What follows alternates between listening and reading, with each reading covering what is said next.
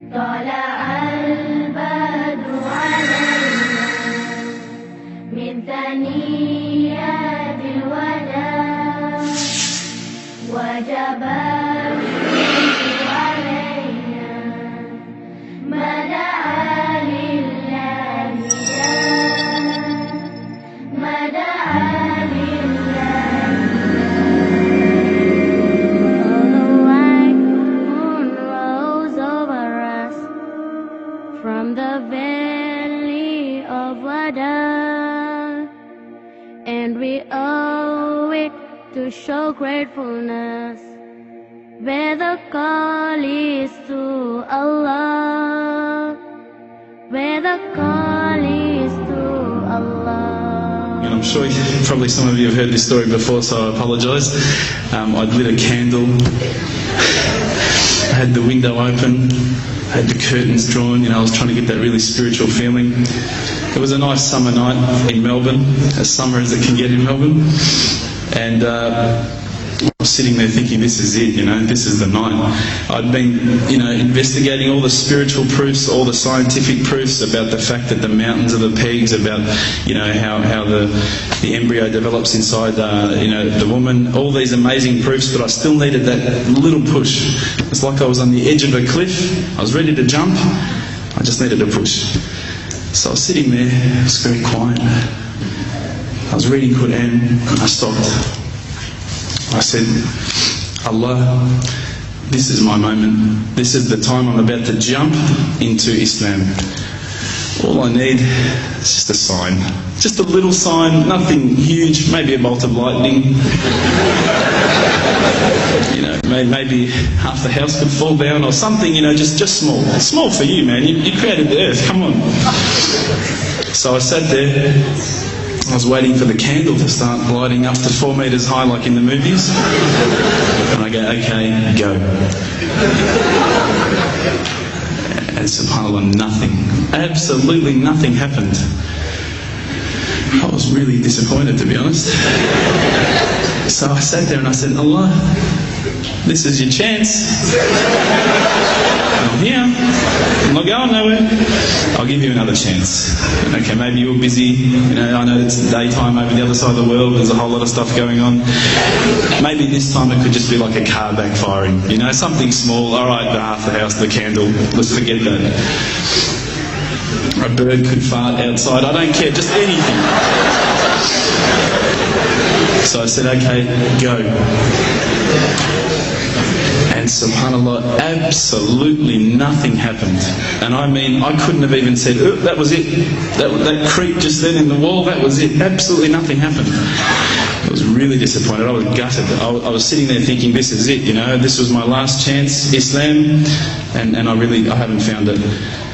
I pulled back the Quran, I turned back to where I was reading.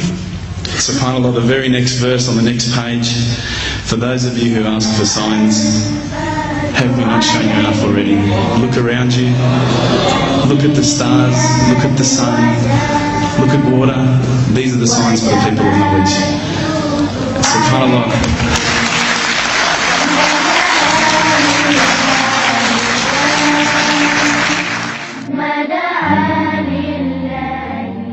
إن في السماوات والأرض لآيات للمؤمنين وفي خلقكم وما يبث من دابة آيات لقوم يوقنون واختلاف الليل والنهار وما أنزل الله من السماء من رزق فأحيا به الأرض بعد موتها وتصريف الرياح آيات لقوم يعقلون تلك آيات الله نتلوها عليك بالحق فبأي حديث بعد الله وآياته يؤمنون.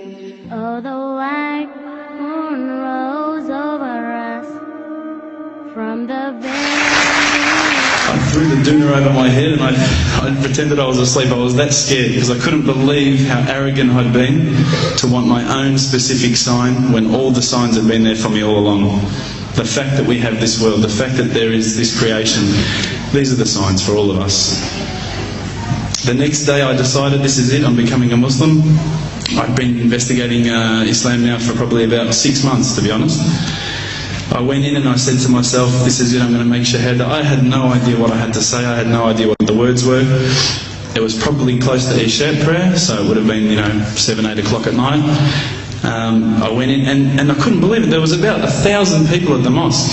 I thought, subhanAllah, look at this religion. Look at how strong they are. It was the first night of Ramadan.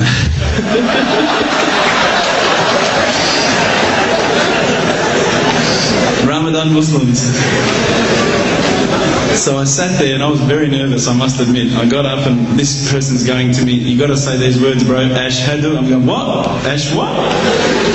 Can't I just say it in English? No, they say, no, you got to say it in Arabic. And I thought, looked out over the sea of beards that I could see in front of me, and I thought, if I get these words wrong, I'm a dead man again. I had this fear, And they were staring at me, and I don't know if you know this, but Australians can't stare. Lebanese people can stare. So I was sitting there, I was very scared. I got up, and subhanAllah, as soon as I started to say the words, all fear went out of my mind. It felt as though a shower was inside my head and someone had just turned on the cold tap. Felt like I'd been flushed clean. I said the words, and I wasn't expecting so many brothers to come up and yell, Takbir, Allahu Akbar, and start kissing me and hugging me. Now, I'd never been kissed by that many men in my life. But it was a beautiful day, I must admit. And that day was the day that I had more brothers than I could ever imagine, more sisters as well. But I guess since that day I've never looked back. My family, I think, initially were very worried that I was going to be, I guess, a little bit weird towards them. They thought that I was going to break out the AK-47s and the grenades. But they realised, I think, soon that this religion was actually making me a better person.